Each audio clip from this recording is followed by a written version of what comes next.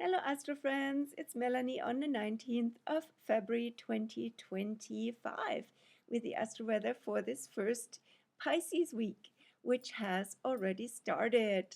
Yesterday, the 18th, the Sun entered Pisces, starting a Super PISCEan season, which culminates with the next full moon in Virgo Pisces on the 14th of March. 13th, 14th, depending on where you are on planet Earth, and is already initiated even extra besides the Pisces season start, extra initiated through the Pisces new moon that we will have on the 27th of February. So a lot is coming down now, the cosmic pipe, and the energy has definitely shifted from so much air or intellectual, societal, abstract energy of Aquarius to a very watery energy now that we're having since the Sun is in Pisces, Mercury is in Pisces, and the Moon is in Scorpio currently until tomorrow morning. Mars in Cancer, also watery, will go soon direct again on the 23rd of February. A very watery week already, and the next one continues like that. What's going on in the astro weather? And what are the vibes, right? What are the cosmic vibes is a question for Pisces. It's can feel like overwhelming. It can feel like so much is coming together now. A very confusing energy, an energy of chaos, of things are out of place, perhaps even. But that only is here for us to transcend all the small stuff, all these tight and constrictive and energies that make us actually very contracted, right?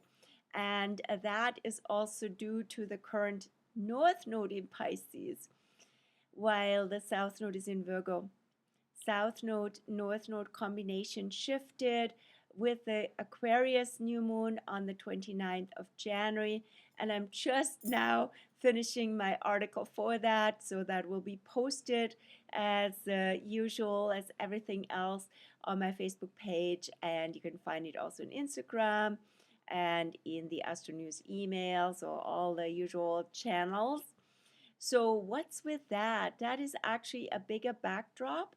The bigger backdrops in Pisces currently are Neptune in Pisces since 2012 already, now at the very tail end, Saturn in Pisces, also shifting for the first time this year into Aries, also in the tail end, and now freshly the North Node in Pisces for 1.5 years. So that's sort of a new dynamic that also creates this backdrop. All of that is about release, is about surrender, is about letting go. And I had a session with a Piscean client this morning. So we talked about literally also the surrender, the release of Pisces age phenomena in us, and how we can contribute to this change of eras. Are we coming out of the Pisces age and entering a new era, Aquarius age, if you will, if you want to name it like that? Yes, there are definitely phenomena and indicators for that. Definitely we're coming out of Piscean things as it's all coming together for a big wash up, a big flush out, a big release. And what are these phenomena of Pisces? Of course, it's a very energetic, permeable energy where it's all about the atmospheric energy field that is being created around us, our aura, our energy field that we exude, or what we pick up from the environment. And all of that are, skills or gifts, but can be also can sometimes feel like curses, or I can feel like, why am I picking so much up? Yes, naturally, if you're a sensitive being, you pick up what's going on in the intangible realm around you, and you can actually absorb it. And we have, if we are empathic, we are always absorbing energy. Yet Saturn wants to help us also to have a good, boundary, so to say, or a practice or a container where we put this energy and where we can intentionally also release it and give it back to the universe, because it's way too much for us to hold, and to it can really have all these effects on us, right? Just like the weather, the atmosphere has effect on us. So how can we navigate that without being contaminated by a mix of energies? How can we, what's a practice that would help us with that? Breathing practice, maybe walking practice, yoga practice, anything that can help move the energy. Dancing, anything that moves the energy is fantastic. Pisces is not just a mutable sign, it's a very fluid, interdimensional energy that allows us also to release things instantly if our intention is very clear, right? It can shift things, and at the same time, we can also feel very, um, you know, as I said, we can absorb so much. And the Pisces season has started. Now we're in the first 10 days of Pisces that go until March the 1st, do they? Something like that. The last week of February, or actually the 28th, 28th of February, because Pisces started on the 18th, about 10 days, right? And 10 degrees. So these first 10 days and 10 degrees of Pisces have a Cancer undertone. So it has a lot to do also with our own needs and feelings, and maybe even inner child themes, inner family themes that can come up energetically right now for us, only to meet it with compassion, with love, with a spaciousness that is transcending um, all the specifics, and actually takes it to a bigger realm, and embraces it with cosmic mama love, right? And that can be a beautiful healing energy. The cusp from Aquarius to Pisces, I call that also Kuan Yin point. Kuan Yin being the goddess in the Asian world of compassion for humanity. And there's lots of beautiful goddess figures in various cultures that we can connect with, and also find that within, of course. Then we're now counting down to the Pisces new moon. This week is not dedicated astrologically, and in my video here, to the Pisces new moon yet, because it goes technically the 20 to the 24th of February. So we're in the waning phase. We're winding down. We're also in the last week since the Aquarius new moon phase, right? That started in 29th of January, first month. And so we are also coming out of that and shifting gears in that regard. What's with the lunar cycle of the week? We're having currently, as I said, the moon in Scorpio since yesterday, since Monday afternoon or evening in your world, perhaps. 4:19 p.m. it was on Monday Pacific. All day yesterday, Tuesday, the Scorpio moon escorting the sun into Pisces, and double watery. Things could have gotten really intense, especially when this early Scorpio moon squared Pluto, its ruler, in Aquarius.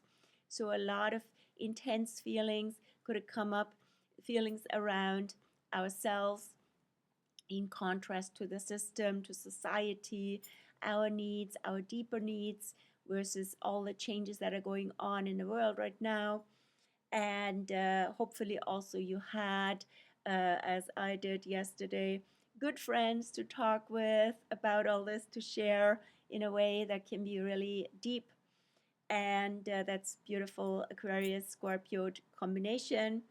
Then today the moon is still in Scorpio, but the theme shifts as the moon will oppose this afternoon Uranus in Taurus. So that is prone to breakthroughs and shifts, right? Scorpio is about transformation and processing, deeper emotional processing. And of course, Uranus, which the moon will oppose, is all about liberation, is all about paradigm shifts, surprises, and also coming free. It's all about freedom, freedom from certain attachments, if you will, Taurus, right? And stuckness, and into embodying joy, right? That's what life is about from the Taurus side, anyway. Joy and contentment, and yeah, and really feeling good in our skin, with our senses, with everything around us. And so hopefully this Scorpio moon process is helping us with that. Then the moon will shift also on top of it over the Phoenix point, Phoenix out of the ashes, from Scorpio to Sagittarius. That's going to be overnight. Tomorrow the moon will be in Sagittarius from 4:55 a.m. Pacific on. Then, yep, here's a honk confirming that. And that's always like with with Sagittarius, it's also about comic relief, right? And it's about a liberation and upward, onward energy from the deep down dive in Scorpio. Then, yes, we have almost all day, for that matter, tomorrow, Sagittarius moon, Friday, Sagittarius moon, Saturday, Sagittarius moon until the afternoon, 3:09 p.m., when she goes into Capricorn. And that's again more serious after the Sag fun side. So there's a seriousness, there's back to business, back to priorities, back to what matters most, back to walking our talk, organizing things, and preparing, right? Because it's a waning moon phase before we come eventually to the Pisces new moon phase on the 27th. Then the moon will be in Capricorn until Monday the 24th in the evening, 9:40 p.m. Pacific. So yeah, serious but for a purpose. And then in Aquarius from Monday evening on, all day Tuesday, all day Wednesday, the 26th. And the moon will enter a Pisces after midnight at 12:46 p.m. Pacific on the 27th for the new moon. But this Aquarius new moon also brings out Pluto, of course, right? The Aquarius waning moon, dark moon, on the 24th evening, but especially 25th, brings out Pluto. And moon Pluto on the 25th. And that can also show us how we feel about the system, how we feel about humanity, how we feel about our social circle, and are we part of the change? And then in combination on the 25th will be also Mercury in Pisces in conjunction with Saturn. So there's also a mental check-in, an inventory, and I call that from the Saturn in Pisces and North Node in Pisces situation right now. A question would be, are you part of the solution in contrast to the Virgo South Node, or are you part of the problem, or are you really too much problem focused, in fact, and where it's not really needed, where it's not serving, where it's not helpful? And can you raise the vibration and transcend also a certain heavy cloud from Saturn in Pisces, certain energy that an atmosphere that you might have been part of or might have been subject to, and rise above that, and also change the energy, transcend, go into a field of love, go in a field of oneness, of connection, of good vibes. That's what Pisces is all about. Music, anything that connects us and makes us feel better, for that, but for real, right? It really changes the energy. It's not just an escape, and all of that. And can we then, wherever we go, bring our love, bring our heart, bring our connection to it, and also bring that back from places of bliss and states of bliss. And so I went a little bit beyond the Astro Week as I originally intended to, but it's all fluid in the Pisces world, so not to worry. And let's backtrack again. What else is going on besides the lunar side, the Cancer undertone that we have currently, and what are the alignments this week? Yeah, so we have tomorrow, the 20th, a really sweet one. We have Venus in Pisces, where she's exalted, where she's super elated and happy. In square, which is like something, there's a tension here, and a tension can be actually a sweet one, doesn't have to be a challenging one. In square with Jupiter in Gemini. So what's going on? Venus Jupiter is always about loving connections, and especially from the Gemini side, lightness of being, joy, happiness, learning, communication. Flirting is quite a thing with Gemini Pisces, right? In the field, in the unspoken field. And how can that actually connect us to a different vibration again, right? So that's a really sweet connection. Venus is at the same time also disappearing now from as an evening star. She is so close already to the sun that we can't actually see her even in a clear sky anymore. She will soon be going retrograde from March 1st on, but for that she has to first enter Aries. She will go retro from Aries, and she will enter Aries on she will go retro from Aries on March the 1st, and she will enter Aries. What's going on here? Okay. Wait a minute. I made a mistake. So, backtracking. I'm not deleting this because it's all good. That's why I was like confused. How is this possible that Venus is in Pisces? If she goes retrograde in Aries she's already in Aries for sure.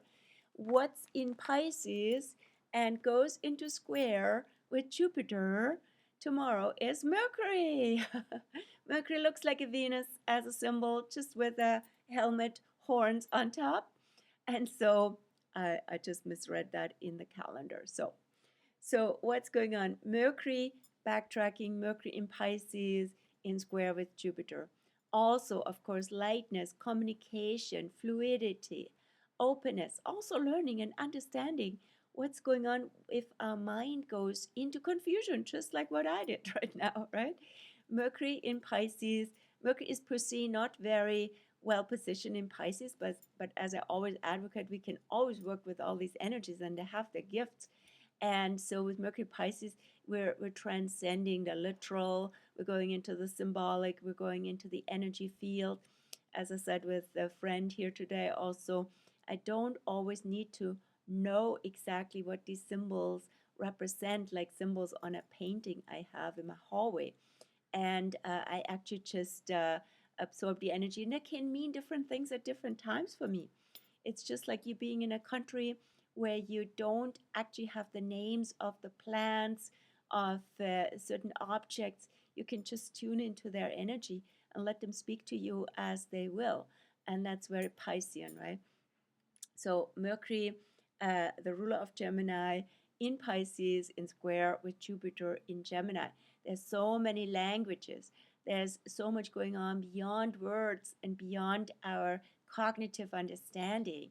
And all of that is here for us to learn and to expand our world, our horizon. Beautiful. So here we go. It all made sense that I read it as Venus and it turned out to be Mercury. Here you go. And so also allowing things to be imperfect is very apropos. The North Node in Pisces, the South Node in Virgo, hereby practiced. Then what else is going on this week? It's still true that Venus disappears now from the evening star perspective and is already super close to the sun, but the sun is in Aries. Venus is in Aries, the sun is in Pisces.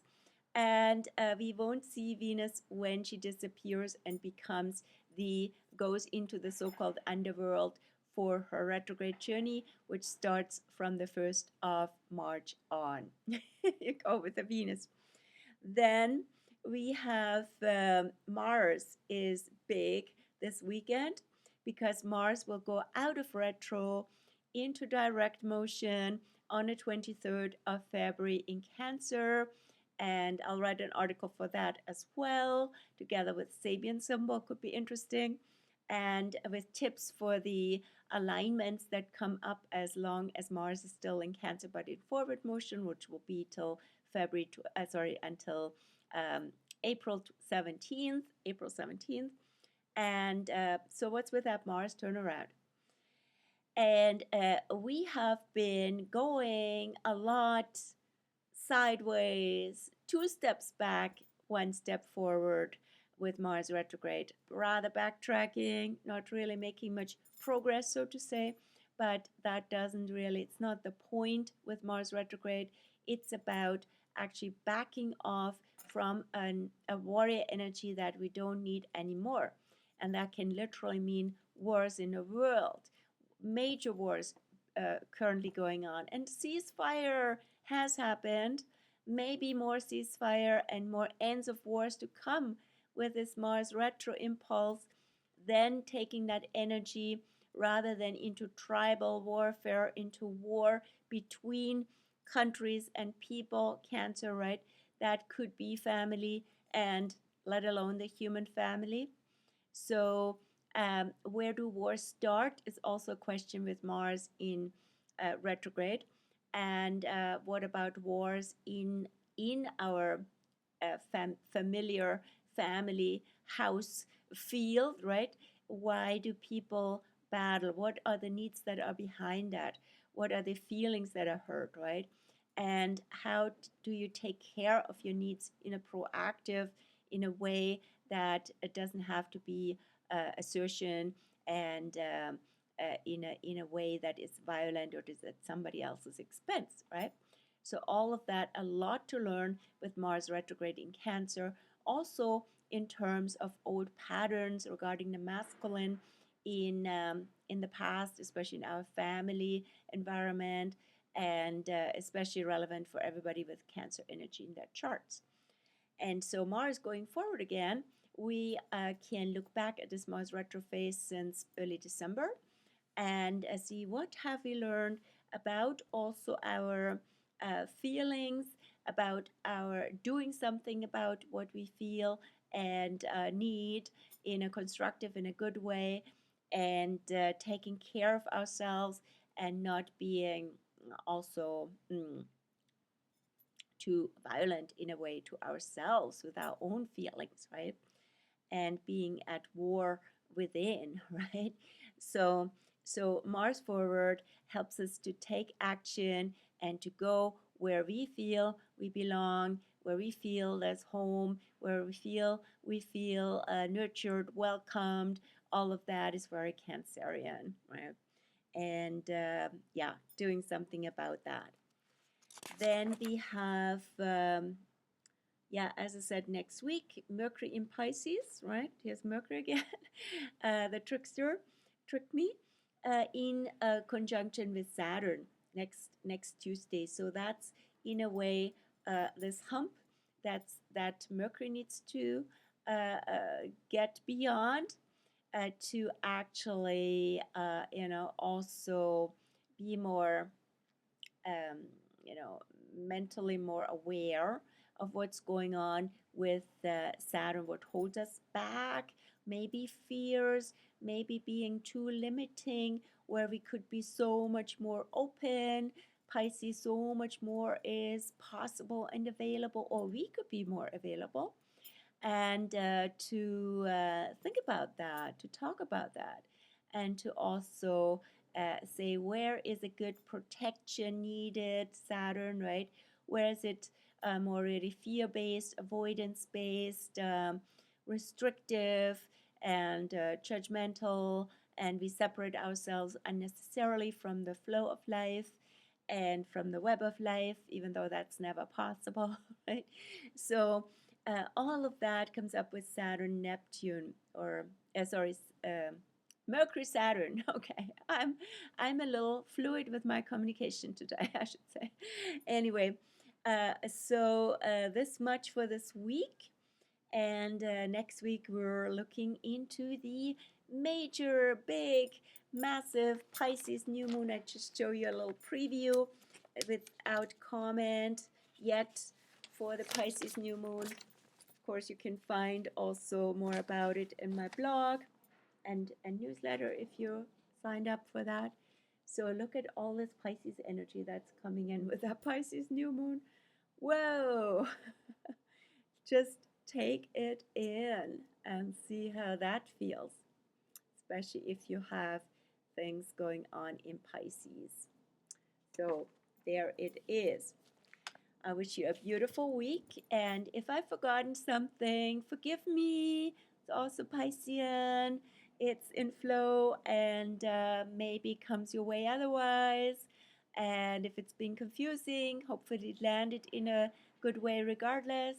I wish you a beautiful week, and in the end, it's all about love. Bye.